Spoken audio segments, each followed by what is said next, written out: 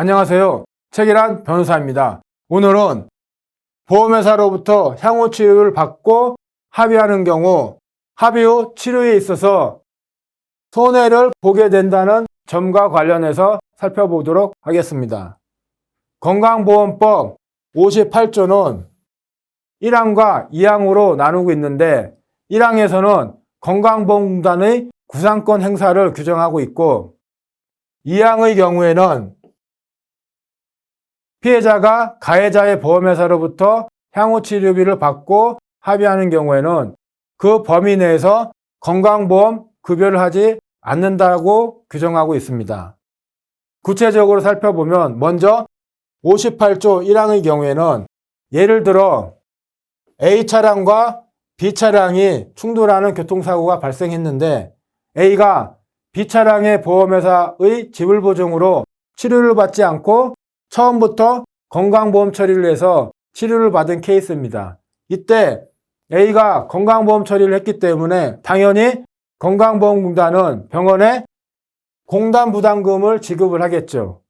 이러한 사안에서는 건강보험공단은 나중에 가해차량의 보험회사에 대해서 피해자를 대위해서 공단부담금을 구상 청구를 하게 됩니다. 그래서 58조 1항에서는 먼저 건강보험 처리를 했을 때 건강보험공단이 병원에 지급한 공단부담금에 대해서 가해자의 보험회사에 대하여 구상 청구를 하는 그 내용을 규정하고 있는 것이 58조 1항입니다. 그럼 58조 2항은 구체적으로 어떠냐? A차량과 B차량이 충돌하는 교통사고가 발생했습니다. 이 사안에서 A는 저 케이스와는 달리 건강보험 처리를 하지 않고 B차량의 보험회사로부터 지불보증을 받아서 치료를 한 케이스입니다. 그러고 나서 일정 기간이 지나서 아직 치료가 종결이 되지 않았음에도 불구하고 A는 보험회사와 합의를 했어요. 합의 내용은 기타 보상 항목, 예를 들자면 휴업손해, 일시이익, 위자료 등등 이런 항목 플러스 향후 치료비까지 받았어요. 이런 경우에는 건강보험법 58조 2항에 따라서 건강보험공단이 보험 처리를 해주지 않아요. 건강보험 처리를 해주지 않습니다. 이 점에 대해서 구체적으로 한번 살펴볼까요? 구독, 좋아요, 알림 설정 부탁드립니다. A가 보험회사로부터 향후 치료비를 받았기 때문에 건강보험법 58조 2항에서는 그 받은 향후 치료비 금액 내에서 건강보험 처리를 해주지 않게 됩니다. 그래서 A는 보험회사와 합의 후에는 보험회사로부터 받은 향후 치료비로 병원에 일반 수가로 지급해서 치료를 받아야 돼요.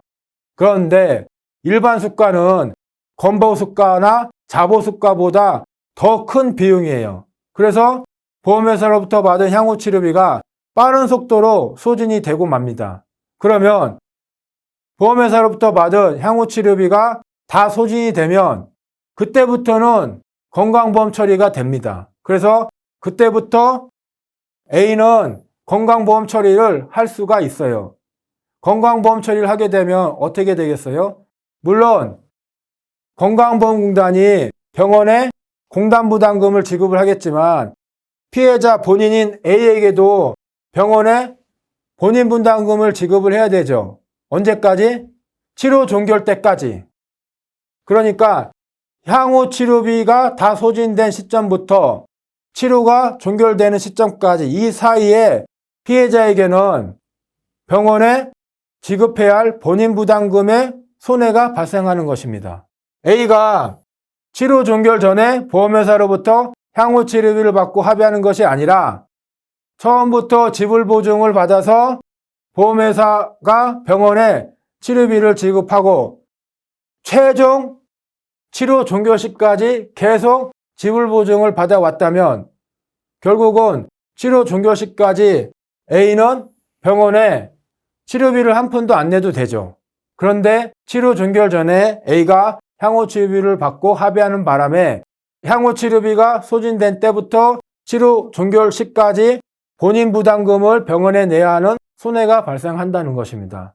따라서 가급적이면 치료 종결 전에 보험회사로부터 향후 치료비를 받고 합의하지 마시고 최종 합의 시까지 보험회사의 지불 보증으로 치료를 받다가 치료가 종결되는 시점에 향후 치료비 없이 나머지 보상 항목, 휴업손해, 일시이익, 유자료 등의 항목으로 합의를 하시는 것이 치료비 손해를 보지 않는 가장 적절한 방법입니다.